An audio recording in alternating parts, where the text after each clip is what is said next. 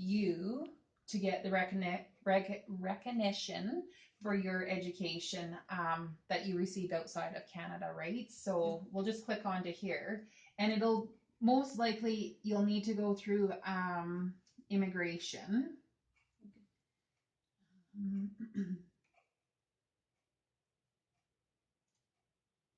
So then it goes through how to apply, why to get an assessment, the cost of it. So it's an address outside of Canada, so it's going to be $75 for cost. There's even like a phone number and everything that you can apply to or that you can call. So that's the first step. And then the second step is going through CARNA. And CARNA is the College and Association of Registered Nurses of Alberta, which that's our licensing body. So in order to be able to nurse, regardless of where you come from, you have to be licensed, right? So then it's going through there, and they actually have the website, and it's all on, like, it's like a little tutorial onto how to do that, right? So if you want, we can watch it, or like I said, I want to send these links to you guys so then you have them, right? Yeah. That sort of thing. And it looks like that you have to do an English test too, but you're already taking English, so don't get excited about that. That's just don't get excited, right? So it's a bit of a process, but it's doable, right? Like all good things, it's a process, right? So, and they're just really what they're doing is protecting everyone. Like they, you need to be protected, right? Like you don't want to fly through here and not be properly registered, that sort of thing, right? So then the third step is getting your actual work permit and stuff, how to work in Canada. So that's all with the government and stuff. But if you got to start with the steps and work through it. How long it takes, it does take a little while, but again, nothing, I mean, we're talking government, nothing works fast, right? So you just kind of work through it. And CARNA will be able, the beauty about CARNA too, like this website here, CARNA, I mean, you can call them too, right? Like there's the toll-free number and say, I'm from Mexico, I'm working on getting my citizenship or my immigration papers, and I want to work in Canada. Mm-hmm. They'll help you through the steps too, right? They're not going to do it for you, but they certainly will guide you. So it's doable. It's very doable if that's what you want. And like I said, if Alberta's not where you want to be, it's going to be quite similar in all the provinces. Okay. Quite honestly, I would say that it's going to be getting your. I think the process would be similar, just different province, so different government, right? So if you want it to go to BC, it just be British Columbia government is all it is, right? So getting your credentials assessed to begin with, and then going through their licensing body, like CARNA, right? Like, and then it's going through the government again, which the third step is going to be the same regardless. This is the government of Canada. So the third step is the same for wherever you go in Canada. Okay. It's just getting your work permit, right? So, yeah. Do you have questions? Yeah. Yes. Okay. Are these to do with still about this stuff, or are these totally different questions? They are like more technical. Okay. Do you want to sit down to talk about those ones? Yeah. Okay.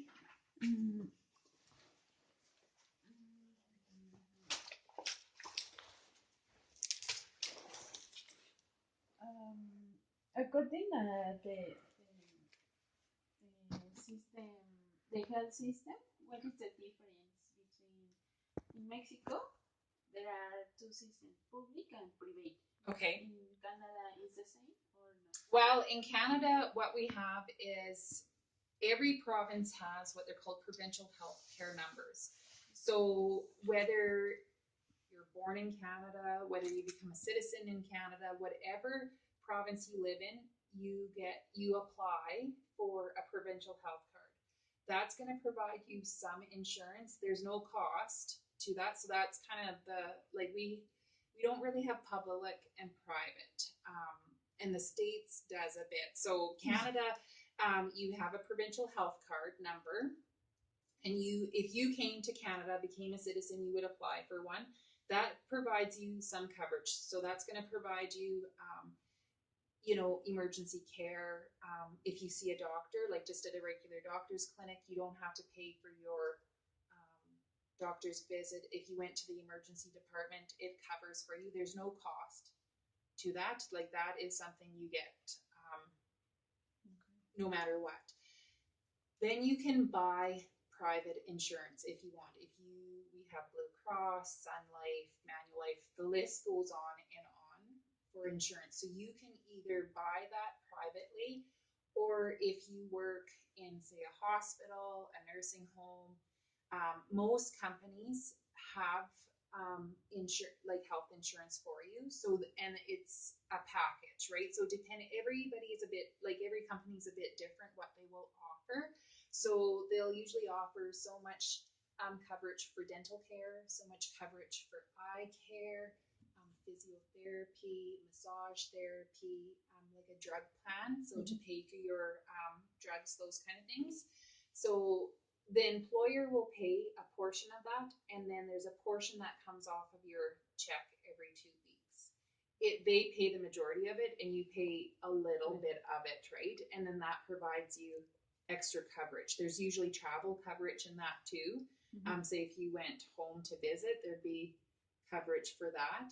And every company, like every employer, they purchase a package for their employees, right? So what I get here is different than what the nurses at the hospital get, because we're two different separate, right? Like I have Sun Life here, and the girls at the hospital, they have Blue Cross.